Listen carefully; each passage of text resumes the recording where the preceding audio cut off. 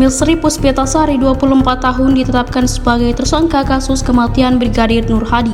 Ia disewa Kompol Imade Yoga Purusa Utama untuk menemani semalam di villa privat kawasan Tekek, Gili Trawangan, Lombok Utara, Nusa Tenggara Barat pada 16 April 2025. Bayaran Misri disebut 10 juta plus ongkos transportasi ditanggung.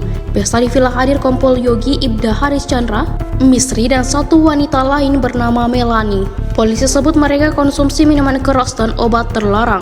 Setelah kejadian, Misri masih aktif di media sosial dan sempat unggah foto berbikini di pinggir kolam pada 8 Mei 2025. Akunnya kini dikunci. Polisi tetapkan Misri, Yogi, dan Haris sebagai tersangka.